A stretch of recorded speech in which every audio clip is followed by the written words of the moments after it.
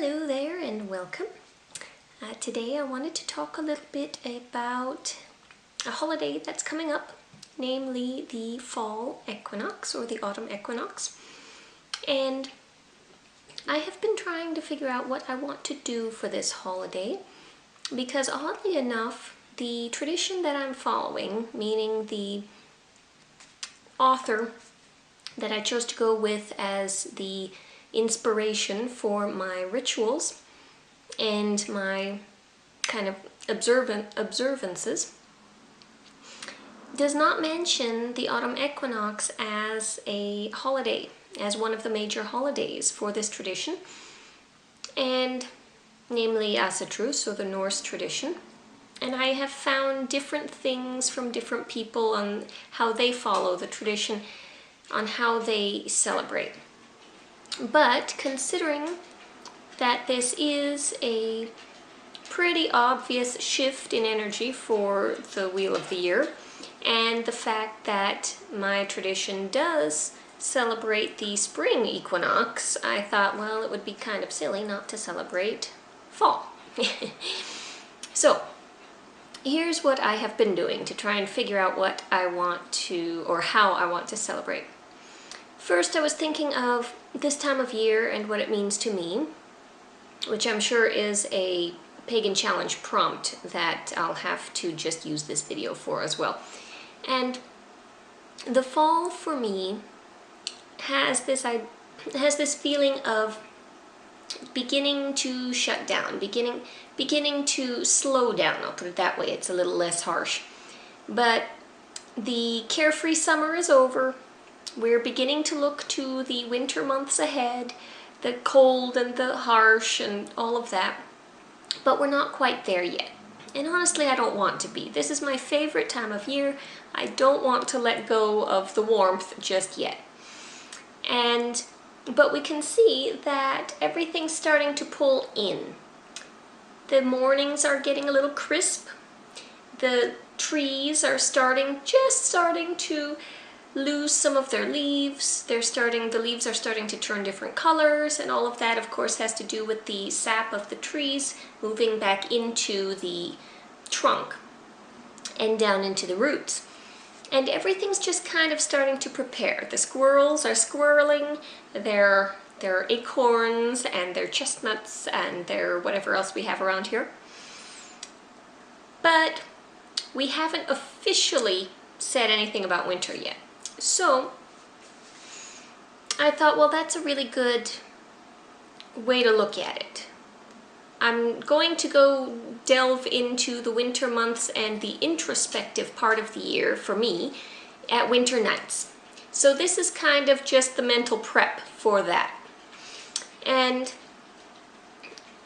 one thing that I want to include for this holiday is honoring the fathers of my family. And the reason for that is that a couple of the holidays during the Wheel of the Year, we have Winter Nights and Mother Night right before Yule. They focus really heavily on the mothers as the life-giving aspect of the family, which is true to some extent, but we have to remember that without fathers, there would be no mothers. So it's always a duality, and I think, at least in the materials I have been working with, the men in the family kind of got shafted a bit.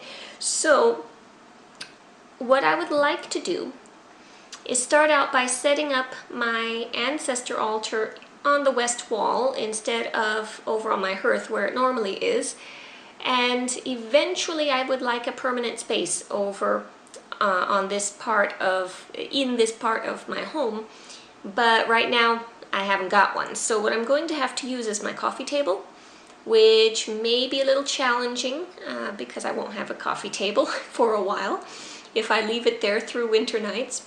But on the other side, I don't really use my coffee table functionally right now anyway, so it could be okay. And I want to start to set up my ancestor altar, not the entire thing. That's going to happen at winter nights or Halloween for me.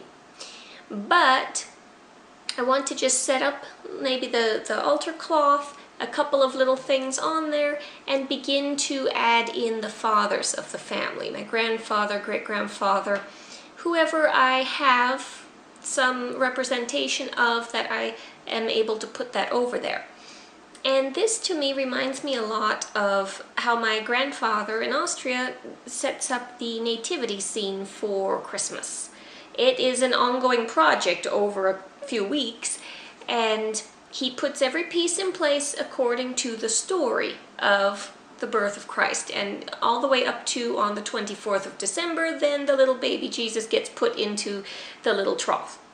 So I really like that storytelling aspect, and that's going to come up again. Actually, I might as well mention it now. I had a friend who had offered, why don't we celebrate the equinox together somehow?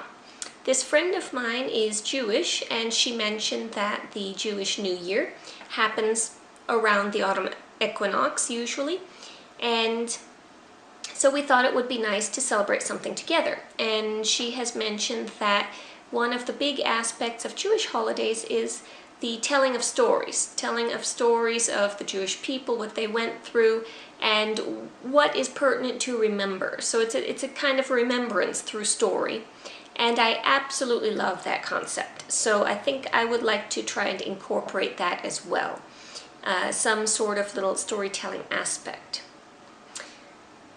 The other thing, of course, that I may do, and depending on if I have people with me or not, I want to do some sort of a special dinner.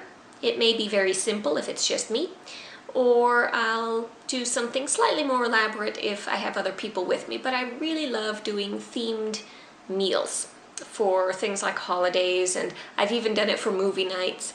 So a meal based off of the movie that you're watching. I find it a lot of fun. And so for all of these things, I'm trying to keep simple, because if you saw the video on spell casting, do I cast spells regularly? I mentioned that I do not, and part of the problem is I get too caught up in the detail, too big on the presentation, and it all becomes overwhelming and I wind up not doing it. So I'm trying to keep my ideas simple and still enjoyable. So I think this will work out well. Alright, and just so I don't get too long-winded, let me check my notes and make sure if there's anything else.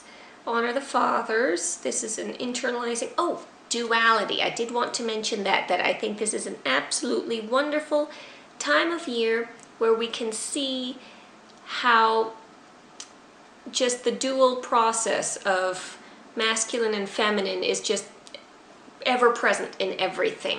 Even though we're looking at that masculine active energy retreating and receding into the roots, into the earth, that to me gives a wonderful picture of where is that masculine energy going into. It's receding into the feminine, going back to the earth, to the universal mother, and is waiting there, incubating, being nurtured. I love that. I love that duality, even though this time of year we usually look at the holidays as basically the death of the god, the death of the sun god. So I like this reminder that it's not really a true death, but just kind of a hibernation period. And I'm going to have to think of how best to incorporate that, but I think it does pretty well in just incorporating the fathers of the family, and also in honoring them in a way. I'll have to figure out my wording, but honoring them in a way that indicates that they're still a part of the creation process that will begin again in the spring. So I'm looking forward to it. I hope it will turn out nice, and I will let you know how it goes. So for all of you celebrating the equinox, let me know how you're planning to do it, and I will take a look, because I always like to get inspiration from others. All right, thanks very much, and I'll talk to you again soon. Bye.